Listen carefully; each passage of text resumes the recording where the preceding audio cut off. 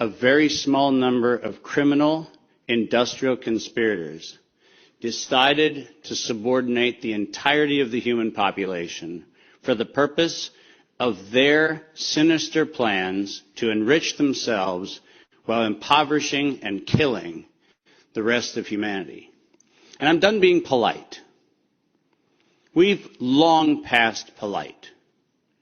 When the words acceptable death rate become part of an industrial norm, we have lost the plot of humanity. And that's not my words. Those were the words of the World Health Organization and of Pfizer and of Moderna when they were given the authorization to begin the process of killing human beings in the interest of advancing their goals. Next slide. And I'm also not going to sugarcoat this. This is a criminal cartel. We are acting as though there's some sort of redeemable quality somewhere in some esoteric layer that somehow or another the World Health Organization must have some salutatory benefit. Well, I'm going to tell you, since its formation in the 1940s, the World Health Organization has been nothing more than a criminal cartel that has a sole and singular intent. And I will show you the document that proves what I'm saying. This is not an allegation. This is actually provable by their own words in their own hand. And they use a four-step process to execute every one of their nefarious plans.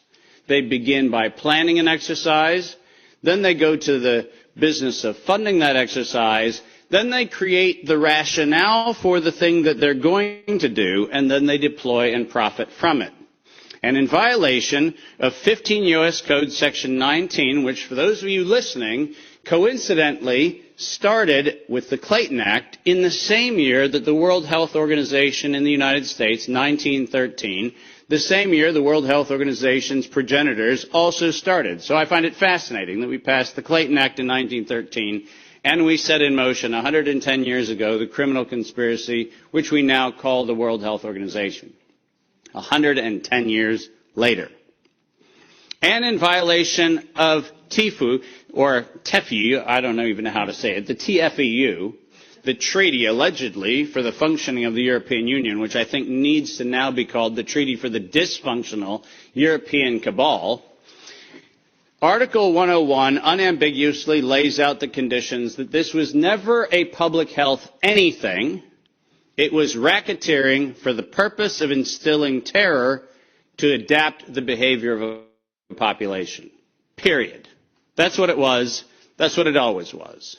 And we can come up with every theoretical argument we want to make about things, but the problem, even with the theory that we had an outbreak of something, is falsifiable for the data from Zurich that shows us that in the year of the death pandemic of the globe, life insurance companies paid $30 billion less in claims.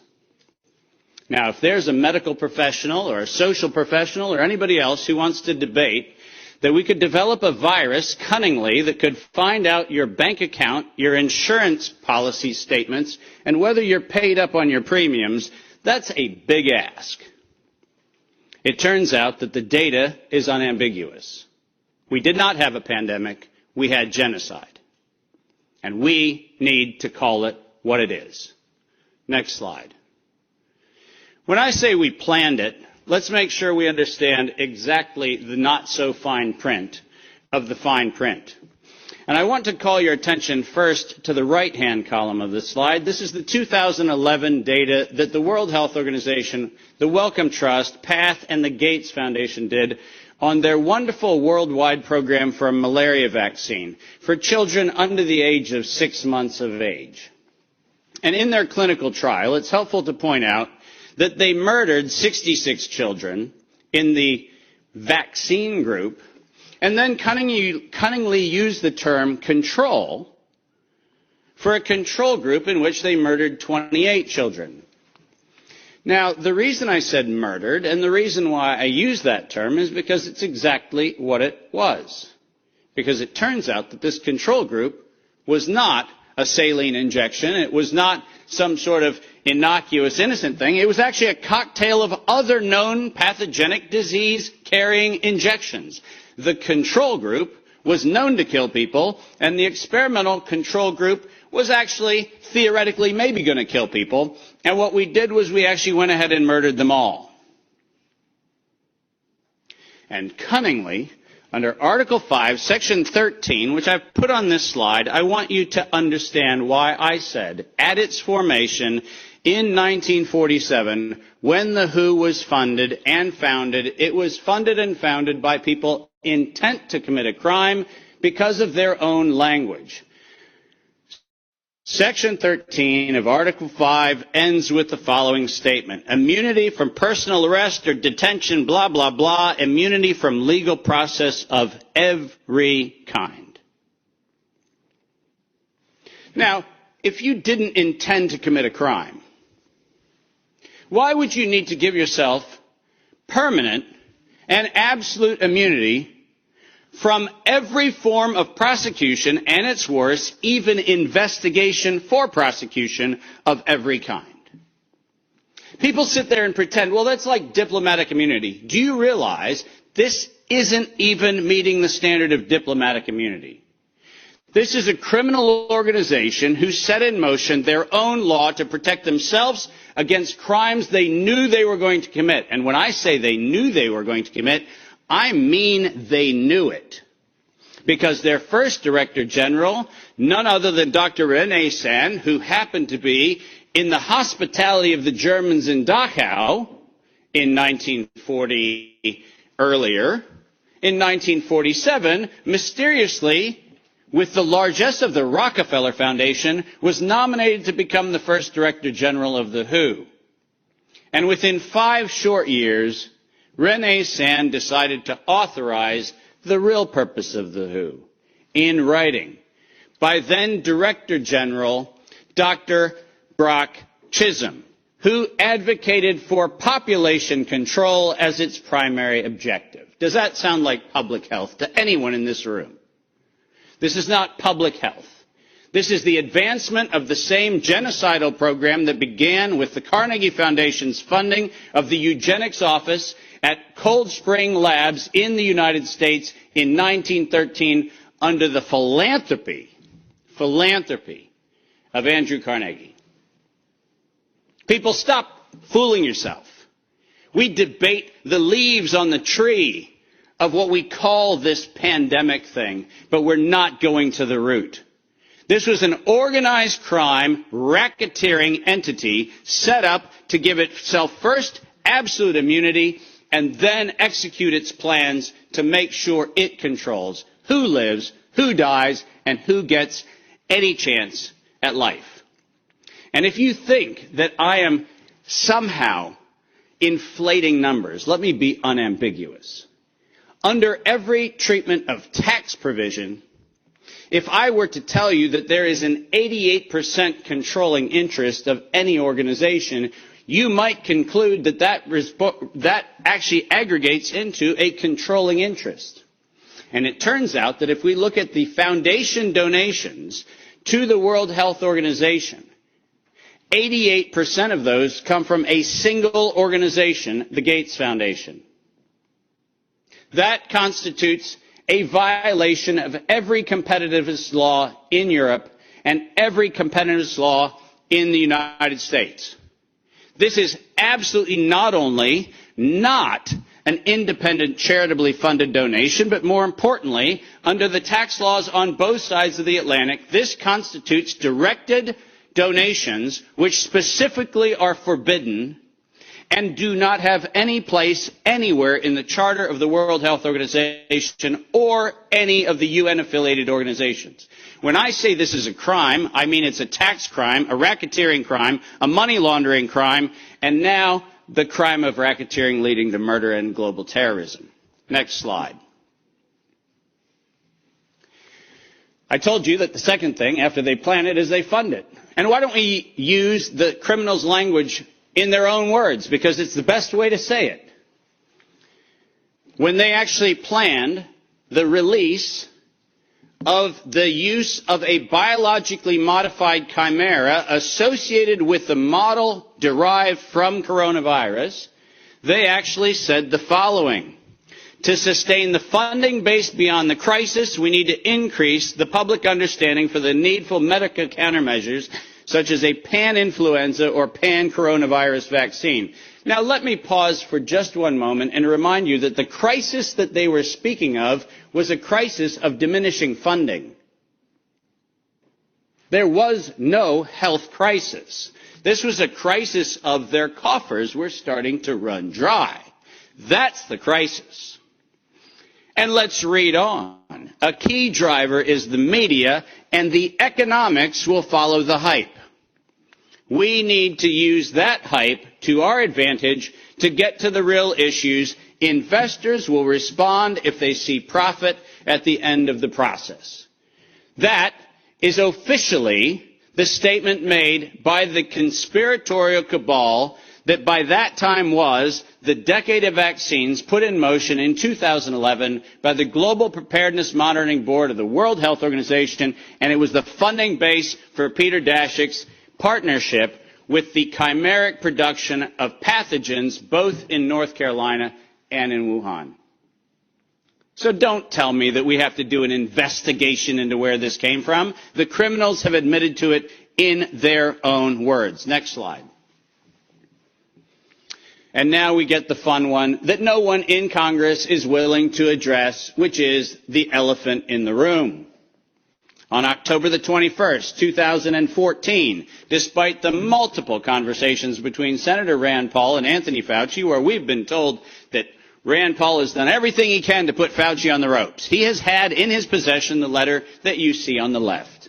And it is the letter, conveniently on NIAID letterhead, sent to the University of North Carolina, Chapel Hill, which unambiguously states that during the gain-of-function moratorium, which, by the way, if we use the word moratorium, feels like that means you're supposed to stop. Why don't we go ahead and look at two pieces of this letter. First, the second bullet under Project 1, which, by the way, was not part of the original grant. This was to look at the novel functions of the virus pathogenesis in vivo. You know what that means? In living systems. The grant was supposed to be clinical simulations and models, but this grant was modified with this letter to say we were going to authorize gain-of-function research during the moratorium in living systems. And then we love the last paragraph of this letter, which conveniently says, as your grant is currently funded, this pause is voluntary. How many times have you met a voluntary moratorium? And the best part about it is that if we look at the very last line, or continue to conduct the applicable gain-of-function research until the end of the currently active budget period. But here comes the problem. You know who is supplying the budget? An indefinite term, unlimited amount contract from DARPA and from NIH. Isn't it convenient to have a perpetually funded project that needs to stop when the money runs out, when you find out that there is no point where the money runs out because there is no end to the thing that has no end? And lest you think that I'm making an allegation, which I'm not, I'm making an accusation.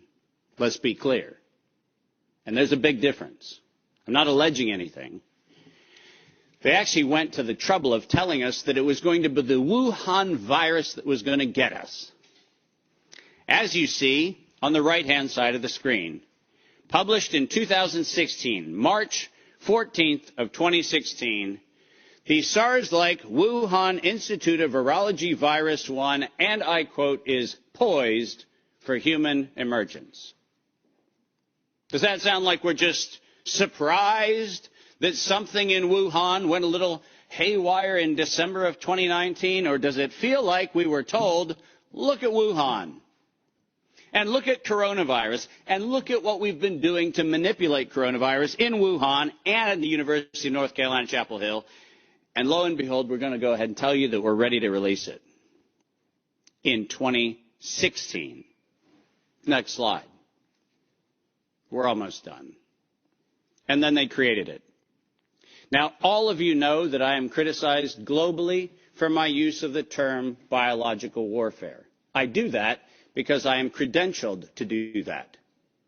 I happen to be, for the United States government, in the early part of the 2000s and the latter part of the 90s, a person who was sent around the world to look at the proliferation of biological and chemical weapons. I'm acutely familiar with the definition of what a biological warfare agent is in the 18 U.S. Code, the criminal code of violations of biological and chemical weapons. And so my assessment is, in fact, professional and right. And the reason for that is I'm the one credentialed to make that determination for the United States government for many years. That's why I say it. But let's pretend for the moment that I'm just a nut job. Maybe I don't know what I'm talking about. So why don't we look at what the criminals said themselves, shall we?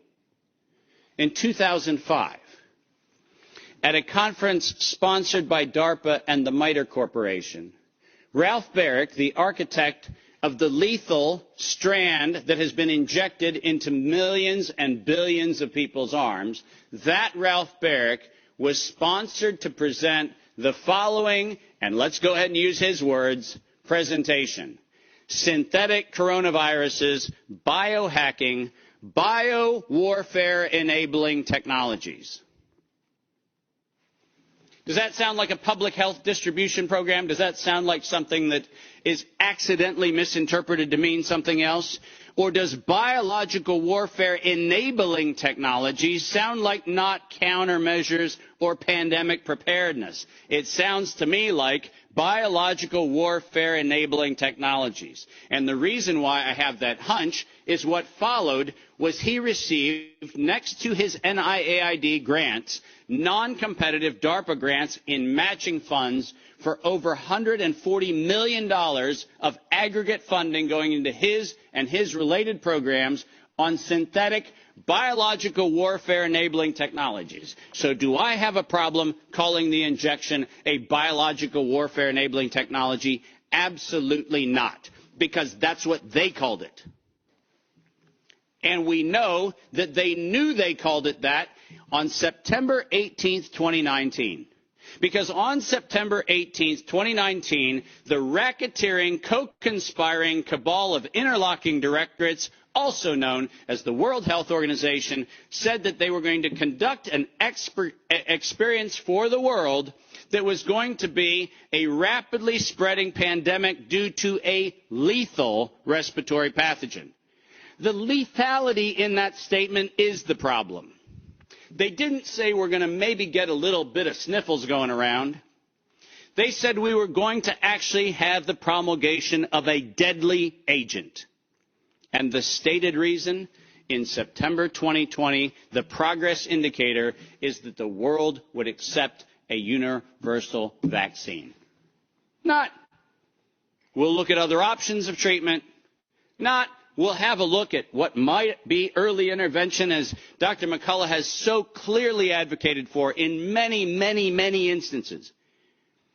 Not that. We stated on September 18th, 2019, we were intending to kill. And we were intending to kill to create the fear that would drive people to accept something that without coercion no one would have accepted. And that's published by the criminal racketeers. Next slide, and there's only 2 to go if you're following. Deploy and profit from it. We were told investors will respond if they see profit at the end of the process. And lo and behold, guess what they saw? Profit at the end of the process. 2022, $100 billion for Pfizer of public funds.